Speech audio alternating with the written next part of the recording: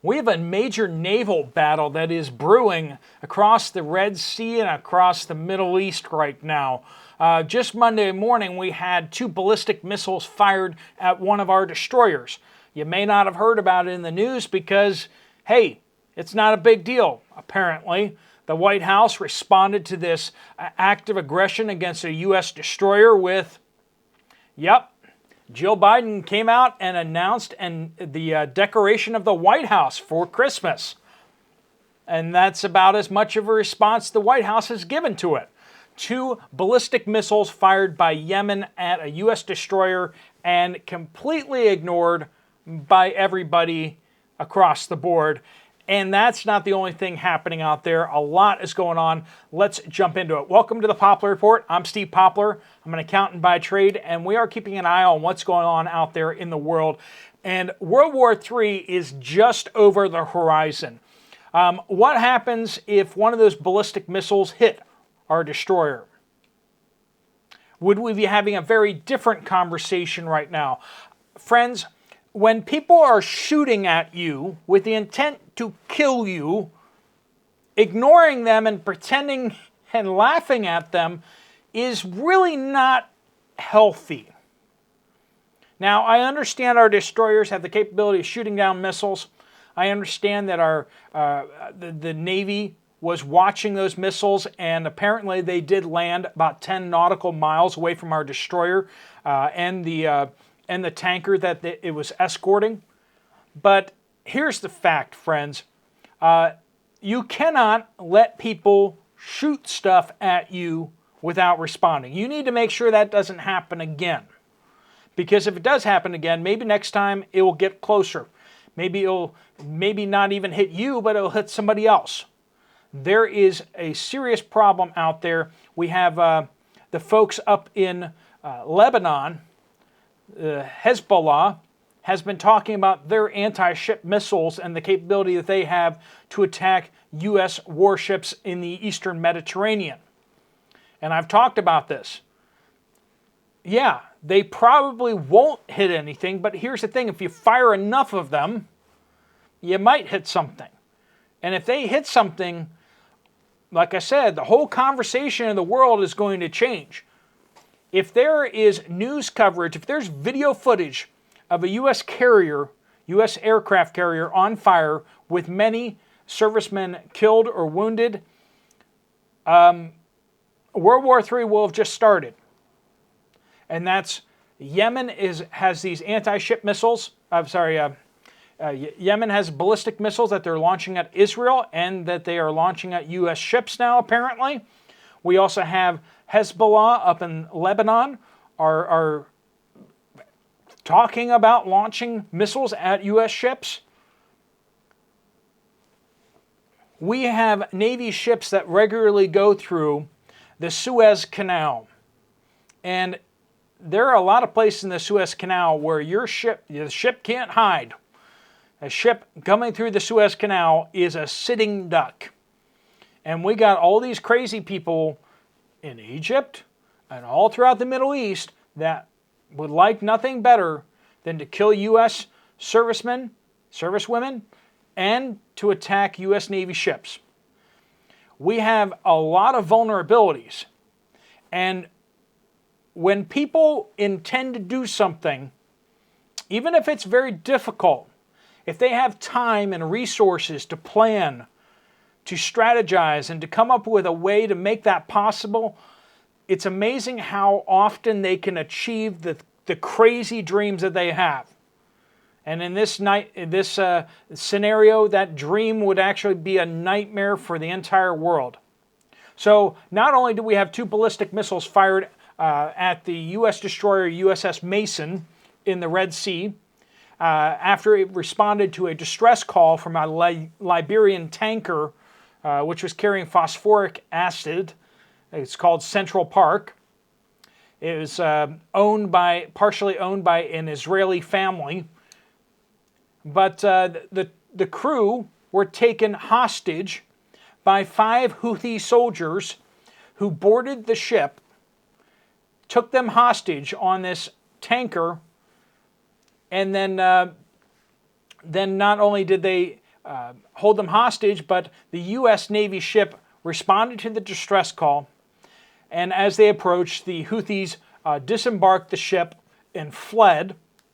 They have been detained by the Navy ship. They are in custody now. But one of the interesting things of that whole encounter was that there were 4 Chinese warships right there. And the 4 Chinese warships did diddly squat. Now, you say, well, you know, the U.S. Navy ship was there to rescue ships and do anti-piracy stuff. Well, those 4 Chinese warships were there to do anti-piracy stuff too.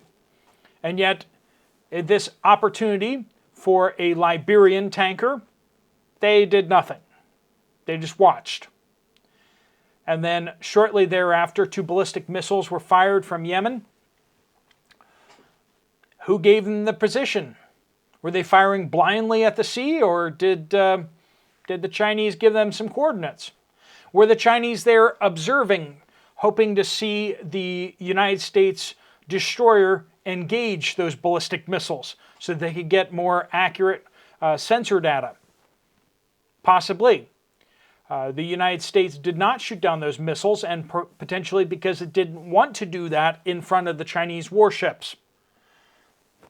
There's a lot going on, friends. There's a lot going on out there. And this is the 3rd incident, by the way. So before that, we had a drone strike on the CGM Simi. It was a cargo, a container ship that was attacked by a Iranian drone launched by Yemen again. It was a Maltese flagged ship, and it was hit on Friday with a suicide drone. And then November 21st, a few days before that, there was the Galaxy leader was taken hostage.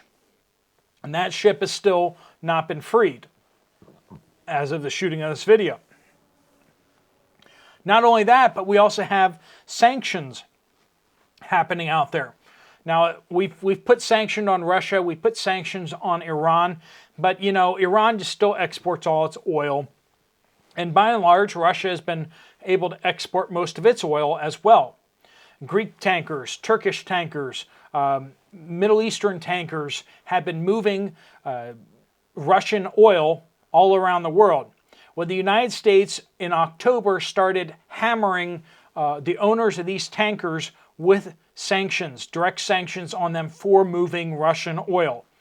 So the Greek tankers, the Turkish tankers, United Arab Emirates tankers have ceased to move Russian oil. Now, that's probably going to get a response at some point here. So these oil tankers are not moving Russian oil anymore, and the United States is going after any company or owner of oil tankers that are moving Russian oil.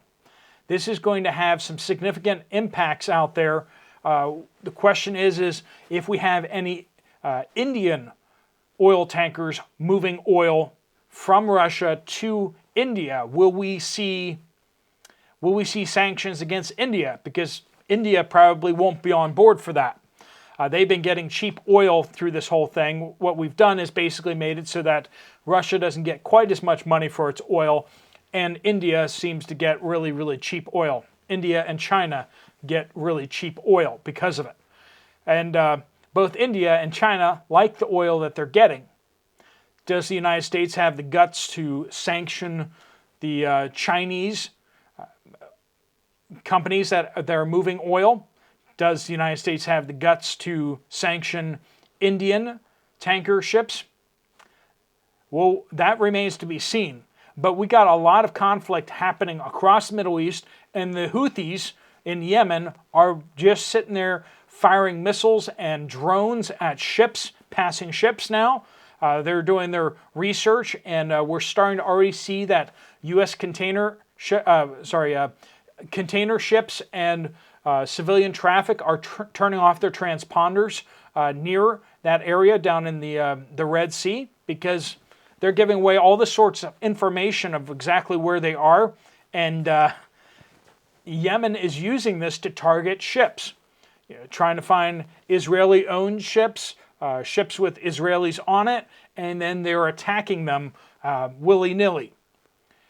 How long until anyone else jumps into this fight? The Yemenis are attacking. Will Iran start attacking ships passing through the Strait of Hormuz? That will dramatically impact the price of oil across the world. We are seriously sitting on the brink. We are shooting at each other, but World War III has not yet been declared. But that could change. All it takes is for those guys over there to actually land a hit on us. And those guys over there, they're shooting at us. They're trying to hit us. How long until they get lucky? Because when they get lucky, the whole world will get very, very, very unlucky. Friends, hopefully you're stocking up. We're just trying to do the best we can out there to make sure that the people that we care about, our friends and our family members, are taken care of. And keep praying for your world. Keep praying for your countries. Keep praying for the people that you love. Because how many of the young people in your lives might be drafted and sent off to war if World War III comes? How many will be dramatically impacted if we get into a shooting war with a nuclear power? Things are rapidly changing out there. Centuries of change in the world are happening in matters of years now. And as the world shifts and changes into whatever it will become soon, whether it's the end of days or whether it is just a major transition like the end of Rome, we don't know. But we know that hard times are coming. Good times are coming to an end, and hard times are coming. Hopefully you and yours are getting more prepared. All right, friends, if you want to check out another video from this channel, there's one right up here. Thanks so much for watching. Steve Poplar of the Poplar Report, out.